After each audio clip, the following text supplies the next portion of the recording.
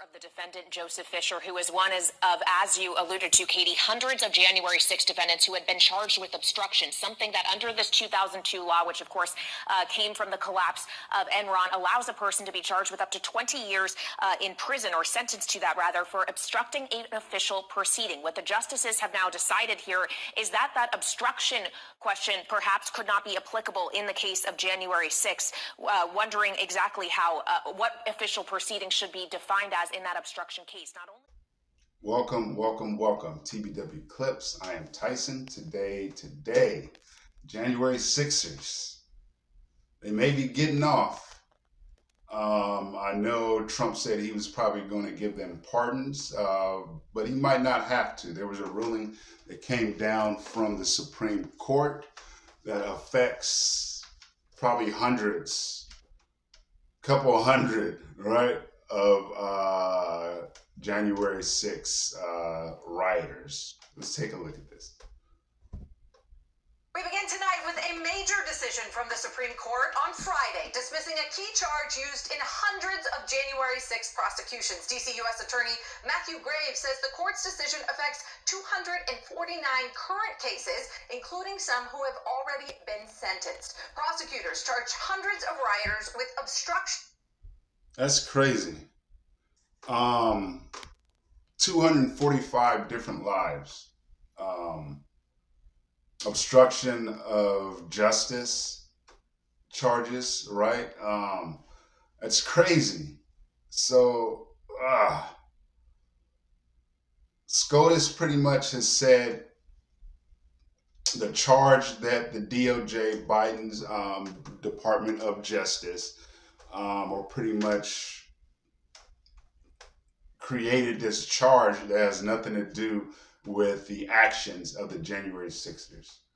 Now, it has been argued that the DOJ, Biden's DOJ, Department of Justice, is going after his political opponents. Now, this has happened 4 years ago, and people are in jail still for their actions. People still have court cases to get through.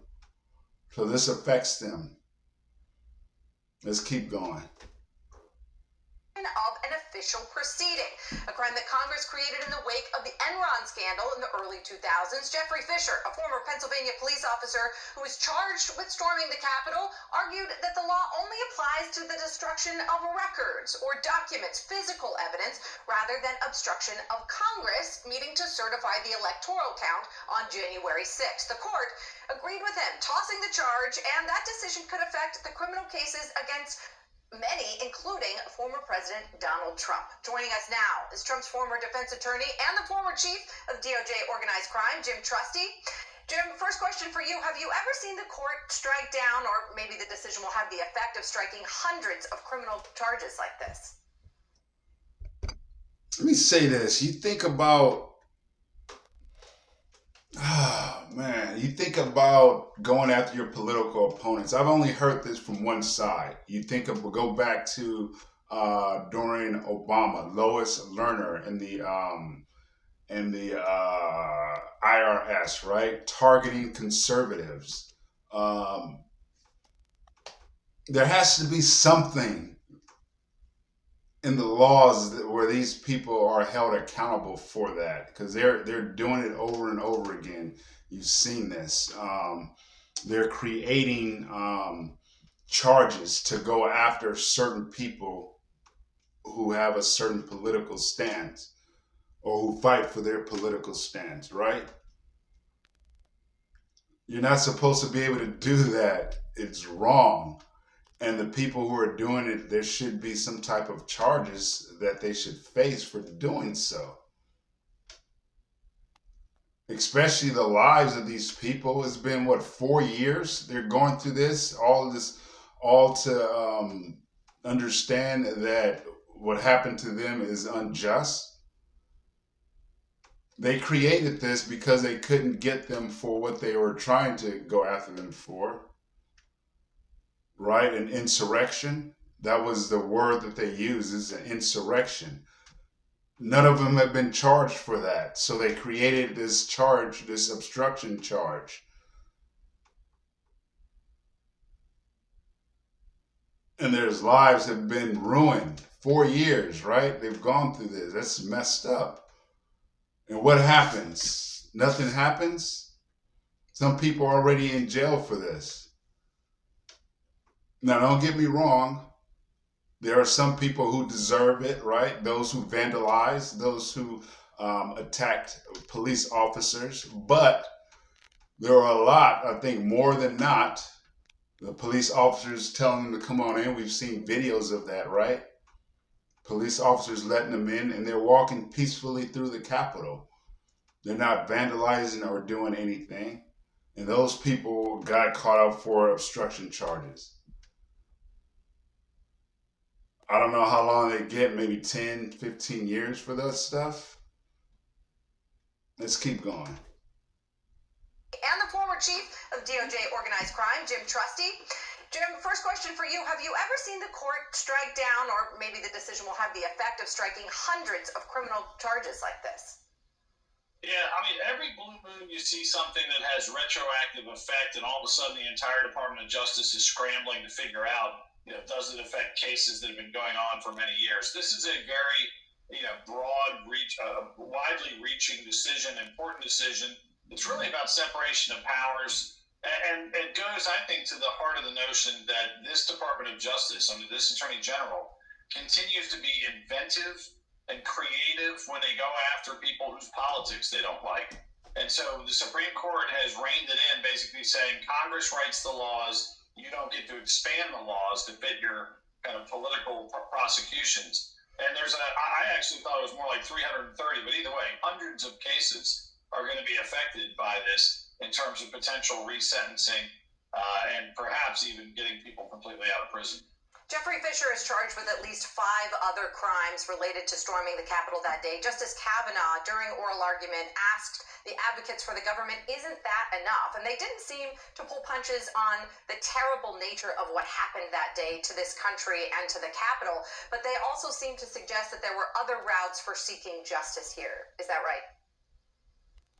Yeah, I mean, look, the bottom line is there's all sorts of different pieces of conduct that took place on January 6th. They range from people that literally went after police officers, assaulted officers, sprayed them with bear spray, did all sorts of terrible things towards the cops, to vandalism, to breaking and entering, and then to a whole class of people who barely did anything but get caught up in a protest that they may have thought was... Exactly. And so you call it obstruction. So now you can get everybody.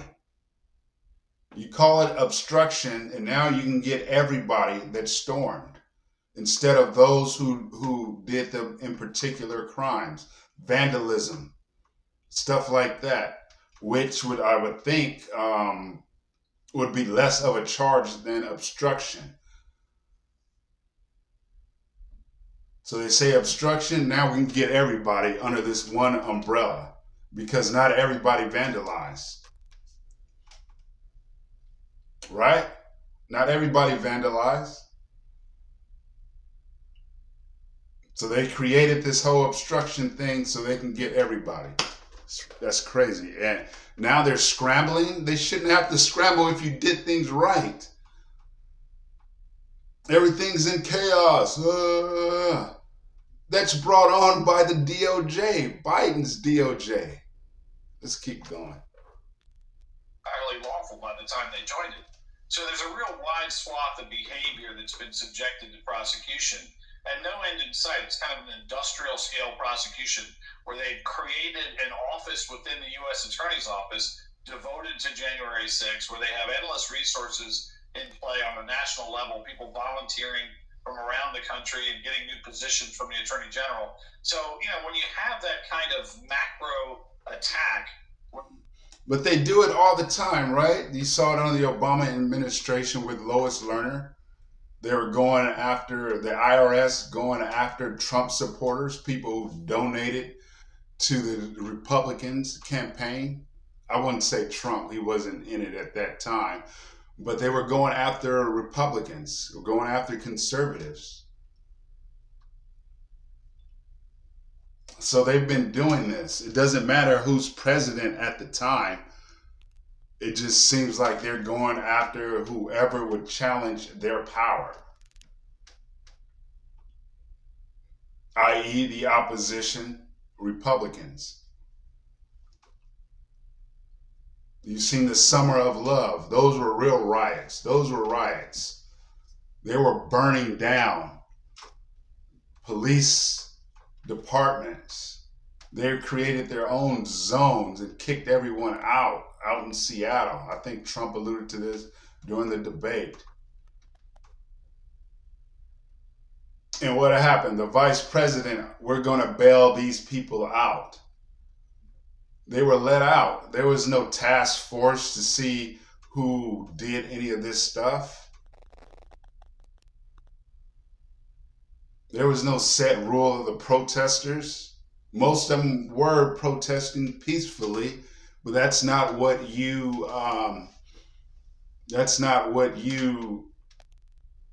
talk about when you have a burning building in back while you're reporting. You talk about the burning building.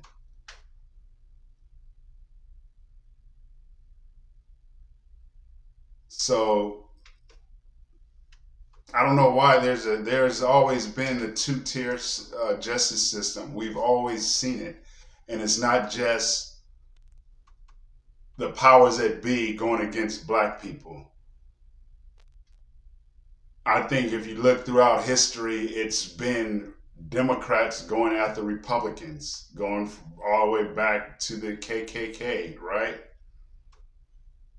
The people who are always in charge going after Republicans or whatever, it's always Democrats. It's never like the other way around. If you guys have heard a situation where Republicans were the personnel people going after Democrats in an unlawful way, let me know about it. But I haven't seen it. I've seen it throughout history with the Democrat Party against the Republicans. Let's keep going. Everyone is considered, subject to very serious and severe consequences. It tends to lead to abuse. And I think the Supreme Court here said, look, this statute's all about the Sarbanes-Oxley Act of 2002. Right. It was all about Enron, right, about documents, not anything else. And this Department of Justice, specifically the U.S. Attorney's Office, has reached beyond the intent of Congress to try to find a way to catch all this type of conduct within a serious 20-year felony charge. So the U.S. Attorney's Office seems to kind of 20 years. tamp down the effects of today's decision on the cases that they have pending, perhaps in line with what your reasoning is there. But I want to ask you before we leave, what, if any, effect will this decision have on former President Trump's case where he is charged with obstruction in the January 6th case? Yeah, great question. I think there's two counts of the same statute, 1512C, in his January 6th indictment. Jack Smith has already telegraphed in a pleading to the court that the Fisher opinion today bears no consequences for him, that he thinks that there's a theory by which President Trump was interfering with documentation by way of going after the electoral vote. Again, it's the same old story. It's an overreach, an over-aggressive, only for President Trump kind of approach. It may affect some of the other cases in D.C. They may try to find some sort of foolish consistency. But right now, it means that probably President Trump will have to file motions and litigate those counts, perhaps bringing them all the way back to the Supreme Court before he ever goes to trial. And of course, we're waiting on that immunity decision that we now know will come down Monday. We'll have you back to... All right, so there's immunity. I think it already happened, so I think Trump has full immunity. I'll probably do a video on that one. But yeah, you've seen it, all through. Trump has been investigated since, he came down the escalator, right? What is it, 12 years now it's going on, or 8? They've been investigating him, and they haven't found anything. You have to do a special counsels, several of those, because they're going after him for just creating charges out of the thin blue air. I think that's what's going to happen with the New York case that he just got with Stormy Daniels. Nobody seems to know what he's actually charged with, right? 36 felonies for what? So, like I said, if you can think of things that Republicans have gone after Democrats for, let me know down in the comments. I don't recall or remember any, just all through history. And the reason why black people have been screwed for the system so much in the past because they were Republicans, right? The KKK created pretty much to stop Republicans from voting, black codes, different stuff like that. So always injustice. It's all political. It had nothing to do with race. Democrats go after Republicans, use the law. Republicans, you guys have to start fighting. You know, I mean, I know you guys, you have to put your head above them, right?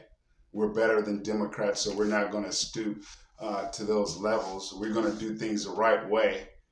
Is that why? And Democrats would do anything to stay in power? I could be wrong. You guys let me know down in the comments. I pretty much doubt it. But thank you guys so much for watching, for joining me, and you guys have a great day.